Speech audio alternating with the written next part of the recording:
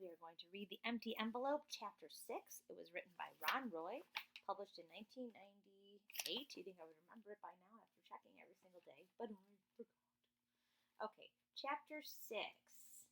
Okay, we last left off where they have discovered that the little stamp underneath the other stamp was a collector's item of an airplane called the Jenny, and it was upside down.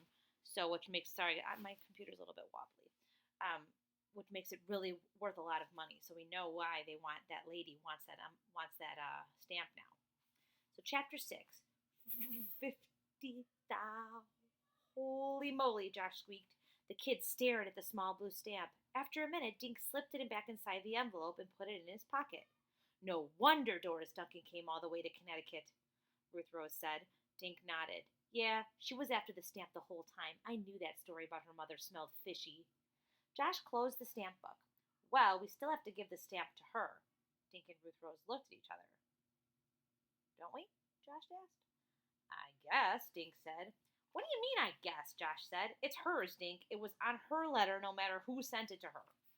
But why was it hidden? Dink asked. Why the whole story about Doris's mother? Why the fake letters? Unless what? Josh asked. Dink looked at Josh and Ruth Rose. Unless the stamp is stolen? Yes, Ruth Rose says. It's worth so much money. Maybe O. Bird stole it from. Then he or she had to find a way to get it to Doris, so they thought up the letters from Mother. Josh just looked at them. You guys are crazy, he finally said. Besides, there's no way for sure. Ruth Rose jumped in. Oh, Bird sent the letters from New York, right? Maybe that's where the stamp was stolen.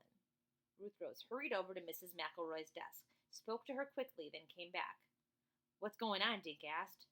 Mrs. McElroy is getting us the last few weeks' New York Times, Ruth Rose said. We can check to see if there's anything about a missing stamp. Dink looked at the clock. 5:15. Doris Duncan will be at my house in 45 minutes. Mrs. McElroy walked over and dumped a pile of New York Timeses on her table. Here you are, kids. Good luck. Josh stared at the mountain of papers. Geez, it'll take us all night to read these. We don't have all night, Dink said, reaching for a pile. Start reading! The kids each took a stack. They didn't, They set aside the sections they didn't want, like sports, real estate, and entertainment, for almost half an hour. They turned the pages. Look at all those newspapers. I'm trying to make that straight for you guys. Wow.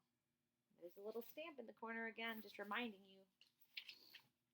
The clock above Mrs. McElroy's desk ticked the minutes away. My eyes are getting blurry, Josh said. There sure is a lot of stolen stuff in New York. Some guy even stole a chimpanzee from the zoo.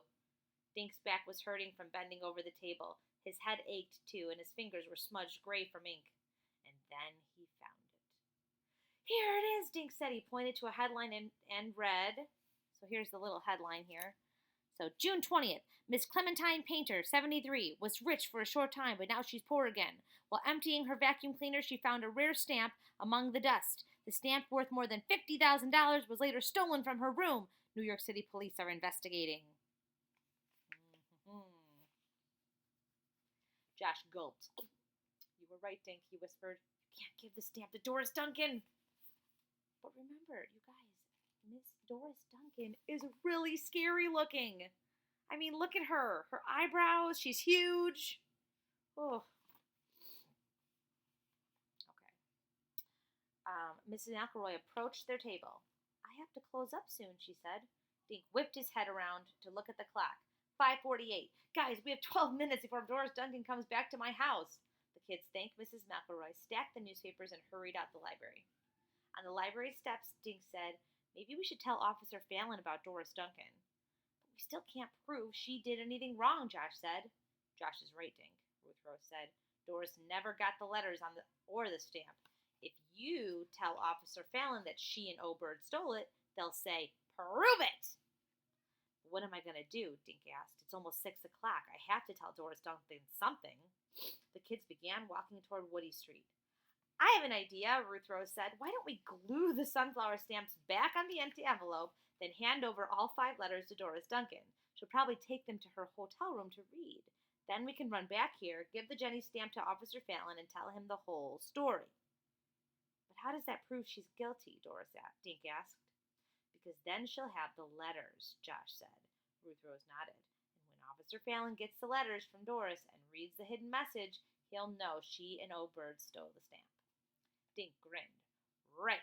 Then we can show him that we just found in what we just found in the newspaper. Okay, let's go.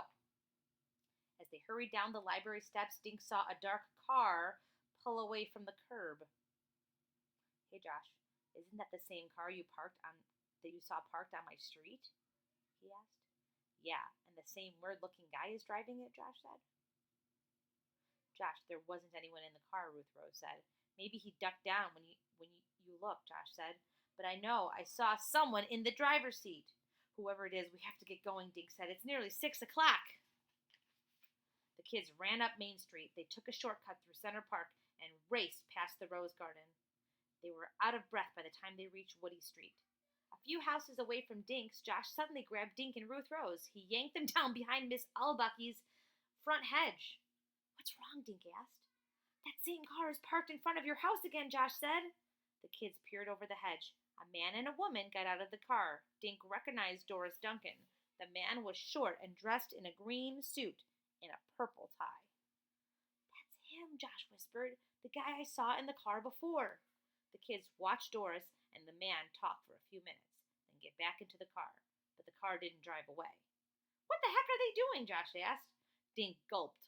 He put his hand over the envelope holding the $50,000 stamp. They're waiting for me, he said. We'll pick up next time with Chapter 7. We don't have much left. The mystery thickens. Until next time.